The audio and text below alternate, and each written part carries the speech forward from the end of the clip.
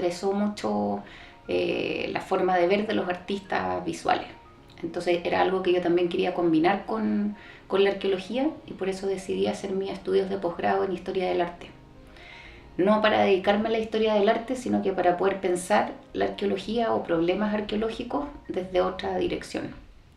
Entonces ahí se produjo un cambio hace unos 10, 12 años, en que empecé a mirar el pasado más contemporáneo desde una mirada arqueológica y que puede dialogar con otras disciplinas que también están estudiando esta historia más reciente, pero desde miradas diferentes y complementarias. Ahí me contaron de estos campamentos periféricos que habían encontrado en el medio de la nada, en los extramuros de las oficinas salitreras, que ha sido siempre el foco de atención desde la historiografía. Entonces fue muy interesante ver que arqueológicamente se había descubierto, entre comillas, una parte desconocida desde el punto de vista de la historia oficial y del registro escrito de la historia del salitre.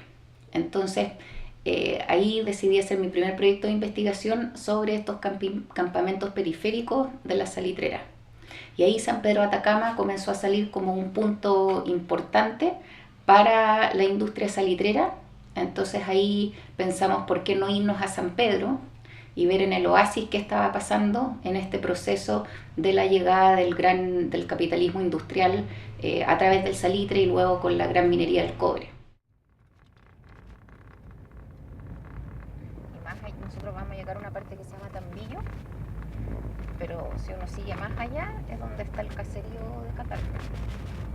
Hay gente que vive, lo que pasa es que acá es más que mantienen chacras que de vivir permanentemente.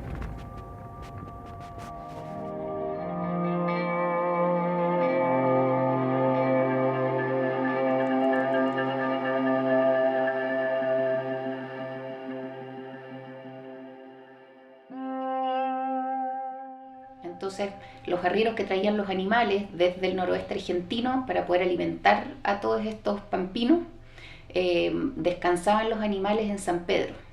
Era el gran oasis donde podían engordar a los animales después de esta travesía dura por la cordillera, en que muchas veces morían animales. Entonces llegaban a San Pedro, donde estaban los grandes alfalfales, en que podían alimentarse, componerse y después seguir la ruta hacia la salitrera.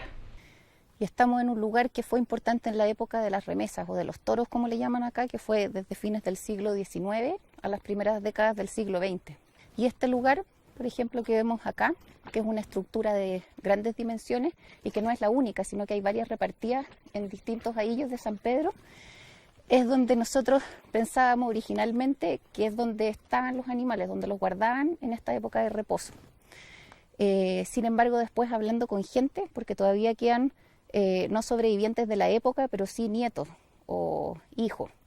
Y ellos nos contaron que en realidad no eran corrales, que era la primera impresión que nosotros tuvimos, sino que eran canchones. Y que en estos canchones se guardaba pasto, no animales.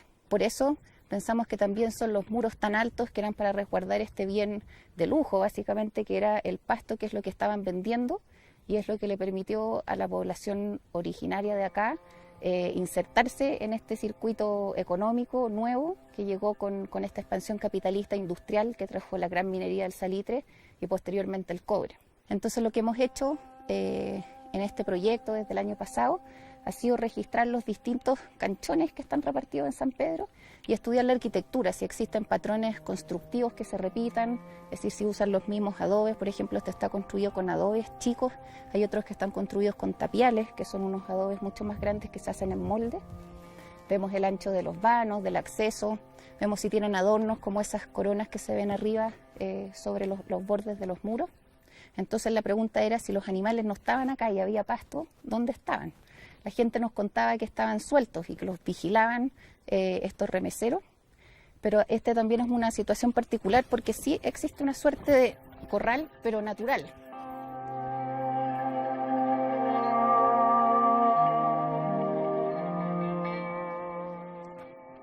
Aquí es particular porque la topografía contribuye, estando pegados a estos cerros, a esta cordillera de la sal, que si se fijan hay unas pequeñas pircas entre la estructura de este canchón después por allá hay otros muritos arriba, en los extremos, y en el fondo aprovecharon la topografía que hace un encierro, como una encerrona natural, donde estaban los animales, según nos han contado las personas que tienen recuerdos de este canchón en tiempos activos.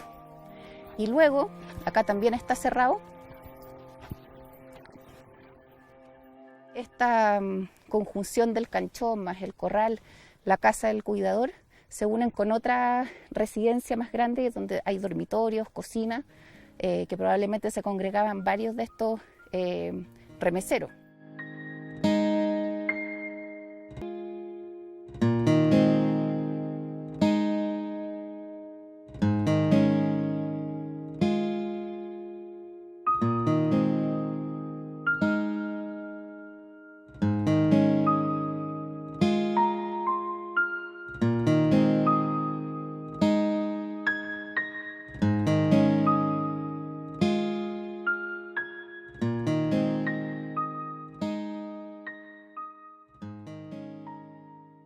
Y este al parecer es el lugar donde la gente que administraba de alguna manera este lugar vivía, digamos. Entonces esto en el fondo está asociado un poco al tema como administrativo, más bien al parecer, de el otro sector del sitio que vimos, que es el canchón, digamos, donde están más asociados al tema animales y de pastos propiamente tal.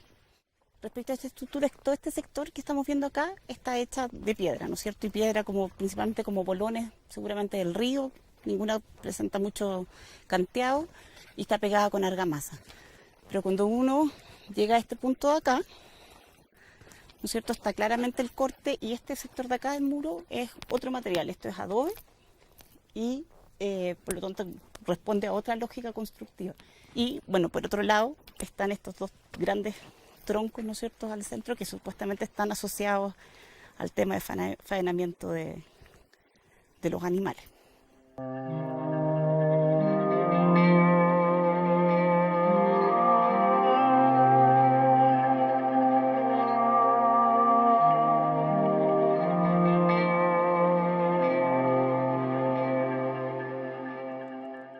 Y luego se conducía esta gran masa de animales por ahí, por una zona más estrecha, a la ruta por donde subían esta cordillera.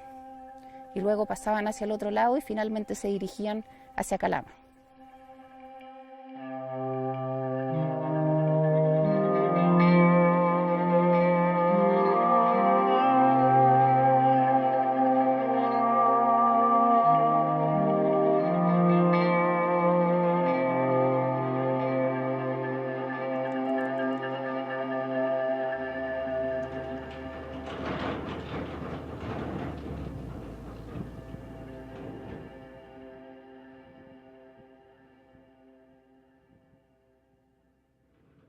Hemos ido de a poco y empezamos con el arrieraje, que es lo más antiguo. Entonces ahí el testimonio es más frágil porque los recuerdos provienen de un recuerdo de infancia. Entonces esos recuerdos son bien borrosos.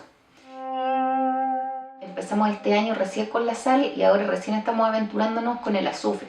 Además hay que pensar que son minas bastante chicas, no es como irse a Chuqui. Si bien también hay una parte importante de atacameños que se van a la gran minería Chuquicamata, ahí están estos otros que se quedan, que privilegian tal vez no alejarse tanto de sus lugares de origen y suben a estas minas de azufre o se van a la sal. Bueno, acá como estas minas fueron explotadas en tiempos mucho más recientes que la época de los toros que veíamos allá en Catarpe y en el resto de los otros canchones, esto comienza en los 60, entonces tenemos testimonios de personas que trabajaron acá y que fueron protagonistas. Y lo que nos interesa es ese grado de la capacidad que estamos viendo de hacer distintas tareas, que ellos no abandonaban del todo, subían San Pedro, tenían allá sus tierras, su propiedad. Entonces venían por temporada, que se quedaban acá, ocasionalmente iban a buscar alimentos, latas de conserva, carne, etcétera.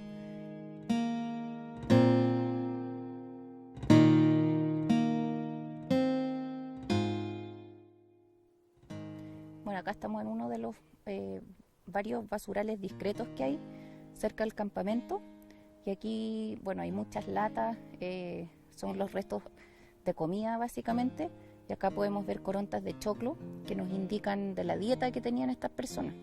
Entonces también, como hablábamos antes, tenían una relación permanente con San Pedro para poder aprovisionarse de estos alimentos. Este es un medio completamente inhóspito en términos de posibilidad de hacer crecer algo.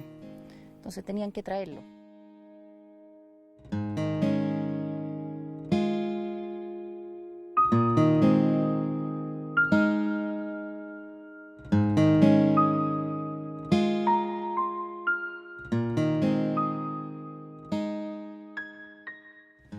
Junto con los otros elementos de dieta, de alimentación que hemos visto, acá hay bastantes huesos y lo interesante es ver que tienen un corte de sierra.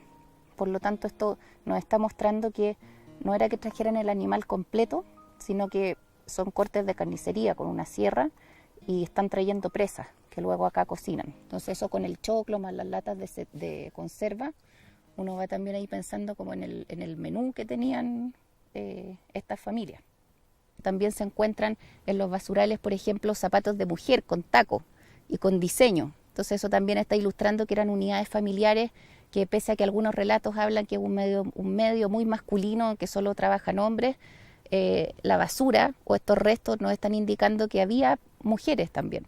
Entonces es bien variada la gama de basura y de acuerdo a dónde se encuentran también nos permite inferir áreas de actividad más específicas. Es decir, tenemos los basurales por un lado en que claramente están descartando cosas ya en desuso y otras como este campamento en que también se ve que están ocupándolo para distintas actividades.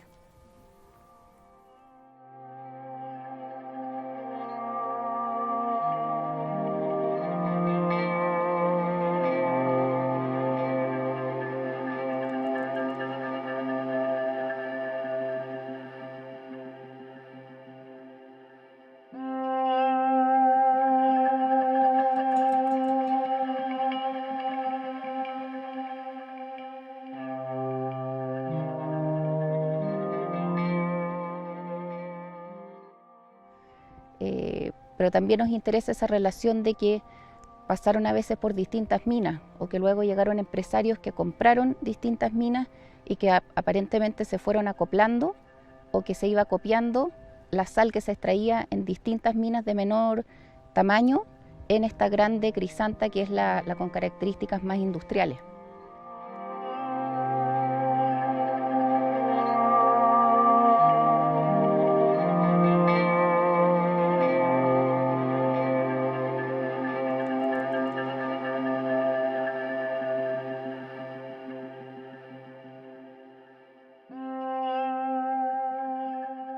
Bueno, hoy en día, en la etapa de trabajo que estamos, fundamentalmente tiene que ver con el registro topográfico y de planta, digamos, de estos sitios de las salinas. Tenemos alrededor de 16 minas de sal ubicadas acá en el área del Valle de la Luna. Esta viene a ser una de las que nosotros consideramos de volúmenes de extracción grandes, digamos, medianas a grandes.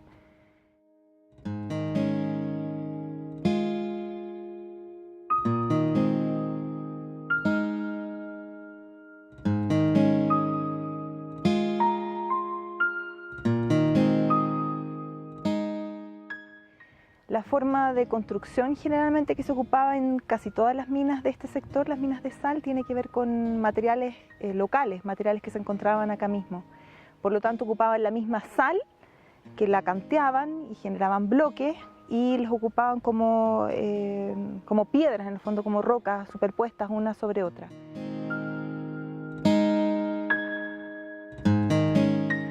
Las estructuras que nosotros podemos ver ahora acá tienen que ver fundamentalmente con áreas probablemente de administración, que son las estructuras que están al principio, en la entrada de Victoria. Nosotros suponemos por el lugar donde se ubican y porque era un sector de acopio probablemente de material, que tenían que ver fundamentalmente con temas de administración, probablemente un portero que estaba instalado allá y que eran áreas de habitación, pero que tenían que ver con el control un poco del área de la mina. Este sector de acá es un sector más doméstico, probablemente, un sector donde habitaba la gente. De hecho tenemos restos de lo que podría ser, o evidencia de lo que podría ser acá mismo, digamos, un horno de barro que probablemente tenía que ver con el consumo alimenticio. Al frente del sector de allá tenemos un sector de cocina propiamente tal. Y esta, que la construcción que nosotros vemos acá, es una fragua.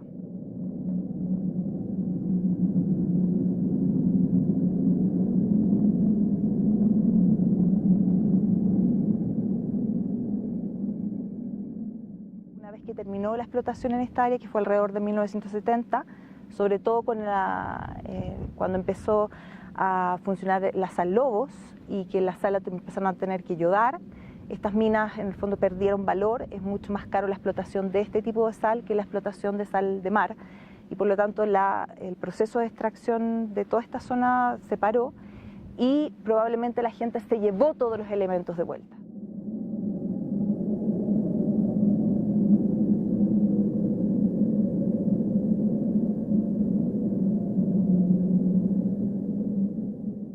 Este proyecto, a través de esta investigación, nos va a permitir a nosotros como asociación complementar también la investigación que nosotros tenemos, porque queremos recrear un campamento minero como un museo de sitios mineros. Entonces, con esto queremos con ello ponerlo en valor, y así también para nuestras futuras generaciones, y también estos atractivos como Valle de la Luna, que no solamente son formaciones geológicas y geomorfológicas únicas a nivel mundial, sino que también hay todo un pasado que está oculto, que tiene que ver con la minería mediante la extracción de la sal de roca.